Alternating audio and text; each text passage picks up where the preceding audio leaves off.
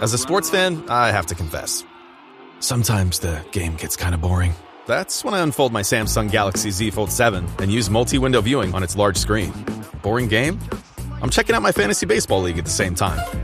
Score still 1-0? I'm replying to emails in the other window, scoring points with the boss.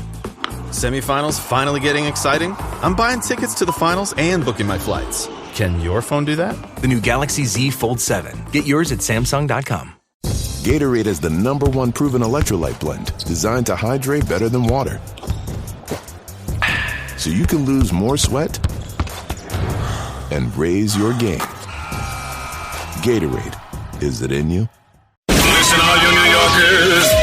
Excuse me, taxi. Okay, man, we're looking around. This is the 77 WABC minicast. And welcome back. Let's bring in Sean Spicer. He is the host of @Sean Spicer Show. You're following on Twitter.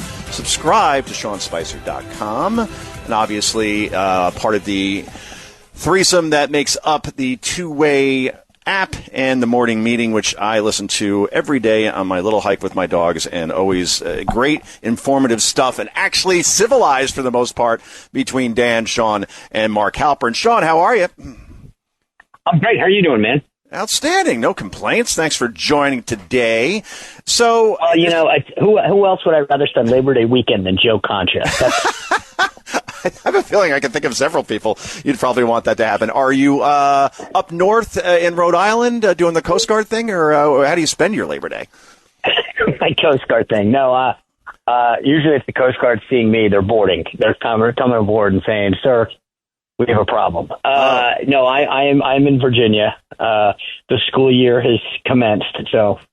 Oh, wow. See, we start late in New Jersey. Like, I know my friends in Florida, they started like early August, and you guys are already back to school. We don't go back until, this coming week. So, I guess you get out earlier then, right? Like maybe like early June, because we don't get out until late June. No. Well, first of all, we get out in May, just so it's clear. Now, here's the thing. I grew up in Rhode Island, as you know, and I think the law, tell me what you think of this, because I am a big believer that Trump should sign an executive order declaring that school shouldn't start until after Labor Day. Yes. That's where I come down on this.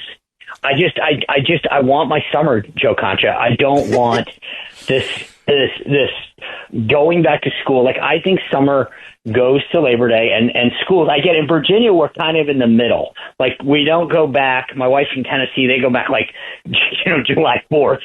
And so, we go a little bit later here in Virginia, but I actually think it should be a federal law that you can't go back to school until Labor Day.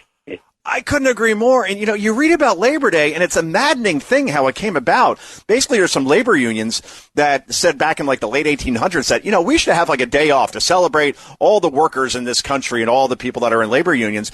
And then like one night, they all got together and basically were overserved. And somebody said, "Hey, when should we do this day?" And somebody goes, "I don't know, I guess like the first Monday in September." Like, there is no like rhyme or reason to it, because September, arguably where you live, either Virginia, Rhode Island, or New Jersey, where I am, that's the nicest summer month, in my opinion. And then everything Labor Day is September 1st this year. Football is going to be starting on September 4th, NFL. College has already started.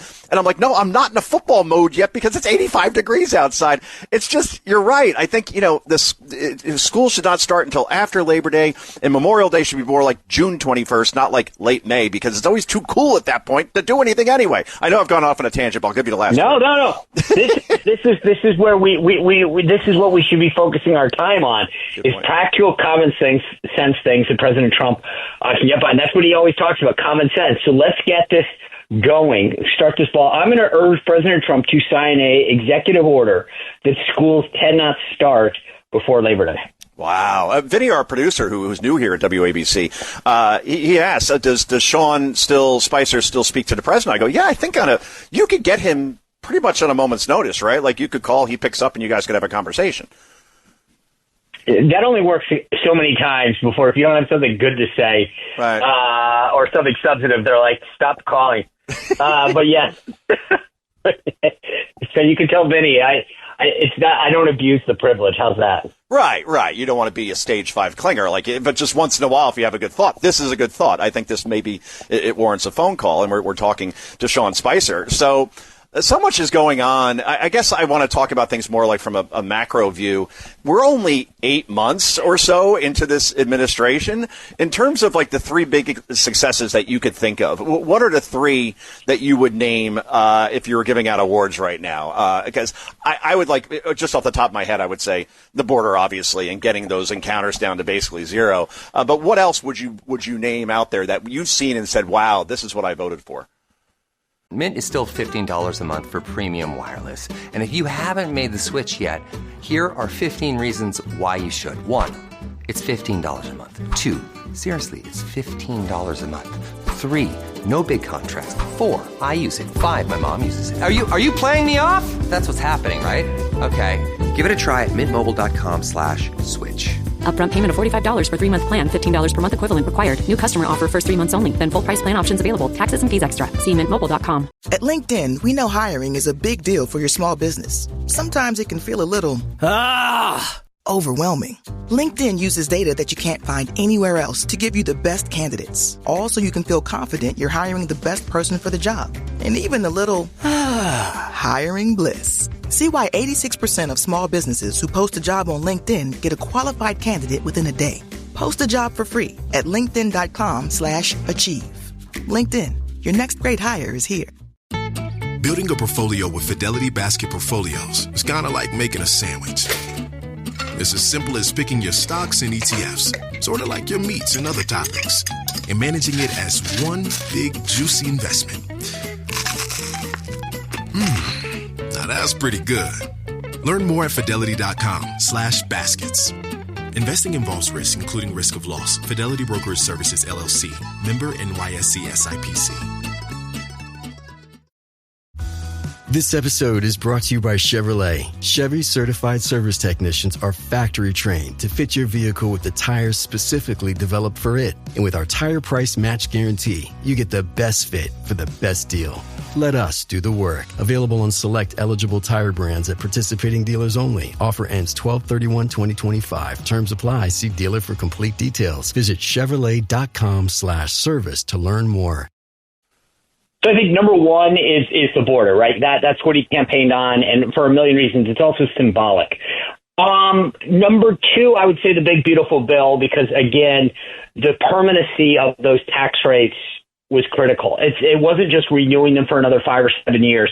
Making all that stuff permanent was, I think, critical. Making some of those adjustments to the government, and then the problem, Joe, is number three is a tough one for me, because I think what he's done with trade and tariffs has redefined so much of how we view the world, meaning that for so long we were told that we just have to suck it up and accept the fact that everyone gets free access to our market and we don't to theirs.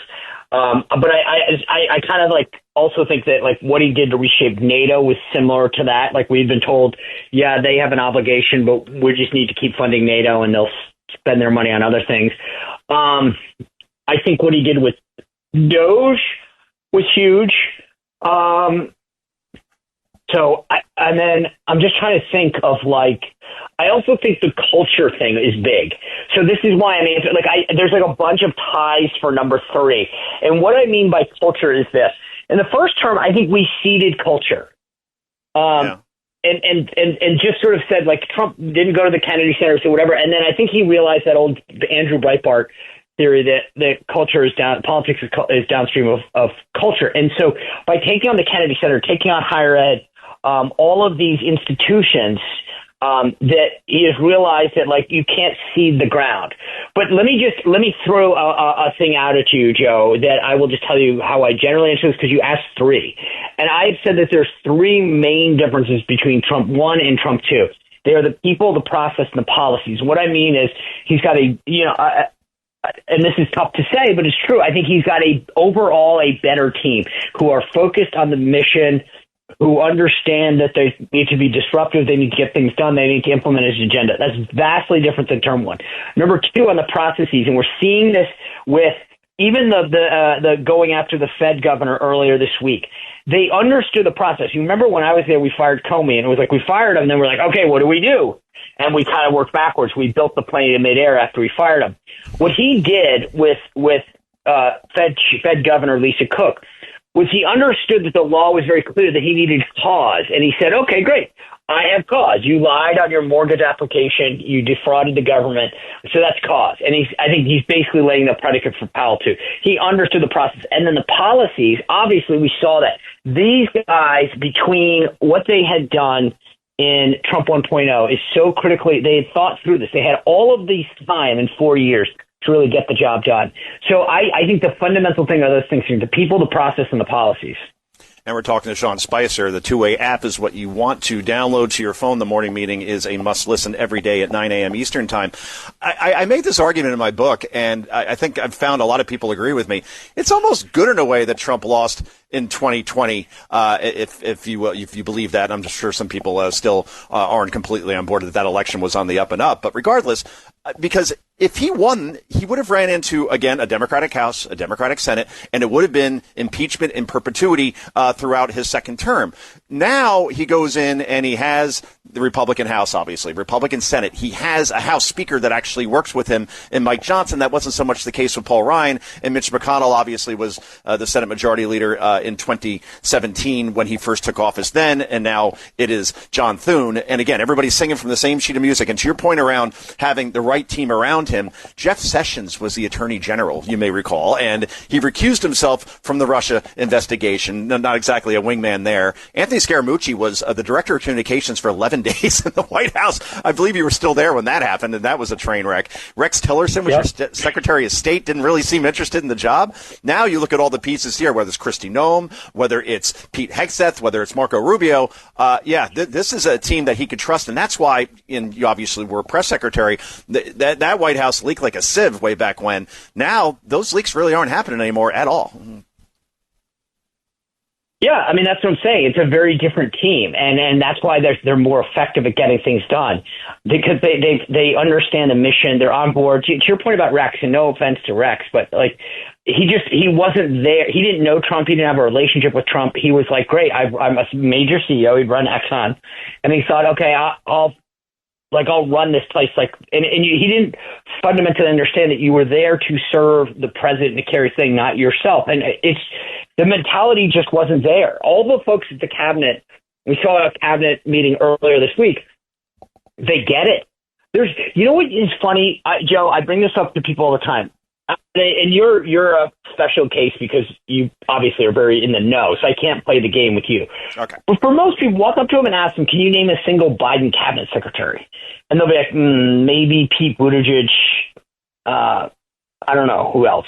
But anyway, most people, whereas in the Trump cabinet, you know all of them because they're out there talking about what they're doing every day. Sean Duffy, Lee Zeldin, Scott Bessent, Howard Lutnick, right? Boom, boom, boom, Pam Bondi. Pete Hegseth. It's like every one of them is out there every day. Doug Burgum talking about the energy, what he's doing in energy to keep us energy independent. I mean, like, you've got just a plethora of these guys. And that's clearly not the case with, it's such a contrast. But every one of them, you can tell they go down. I love these cabinet meetings because they go around the horn and it's like, here's all the great things I'm doing. Anyway, but we do have to go, unfortunately. But we'll catch up soon, Sean. And then thanks again for joining us on the Sunday of Labor Day. Absolutely. It's the Joe Concha Tunnel to Towers Foundation Sunday Morning Show. This is your before and after story. Prepare for an incredible career in nursing. At Southeastern College, experience expert hands-on training. Learn real-world skills in our professional lab and simulated settings. And train for opportunities as a practical nurse, registered nurse, or career advancement with our RN to BSN program. At Southeastern College, your future is bright. Visit sec.edu to get started.